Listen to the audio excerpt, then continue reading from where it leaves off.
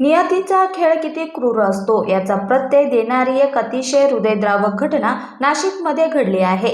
ज्या नोकरीसाठी रात्रंदिवस कष्ट केले, ज्या स्वप्नांसाठी मेहनत घेतली, ती स्वप्ने प्रत्यक्षात उतरण्यापूर्वीच एका भीषण अपघाताने एका तरुण मुलीचा जीवन प्रवास कायमचा थांबवला. नाशिक पुणे महामार्गावरील उपनगर परिसरात एका निवृत्त शिक्षकाच्या भरधाव कारने दिलेल्या धडकेत 28 वर्षीय शीतल काशीनाथ खरोटे या तरुणीचा जागीच मृत्यू झाला. जेल रोड परिसरातील शीतल ही तरुणी 4 एप्रिल पासून एका नवीन नामांकित कंपनीत कामावर रुजू होणार होती. नवीन नोकरीच्या ठिकाणी जाण्यासाठी तिला हक्काची दुचाकी हवी होती. याच स्वप्नांपोटी ती शनिवारी दुपारी आपल्या मित्रांसह नाशिक पुणे महामार्गावरील खुशी शोरूम इथे दुचाकी पाहण्यासाठी आली होती. मात्र त्याचवेळी खोडेनगरकडे जाणाऱ्या एका पांढऱ्या रंगाच्या कारने शोरूमच्या बाहेर उभ्या असलेल्या गाड्यांना आणि 3 व्यक्तींना जोरदार धडक दिली. हा अपघात इतका भीषण होता की शीतलचा जागीच मृत्यू झाला, तर तिचे मित्र सनी पुरी आणि रवींद्र पुरे हे गंभीर जखमी झाले आहे.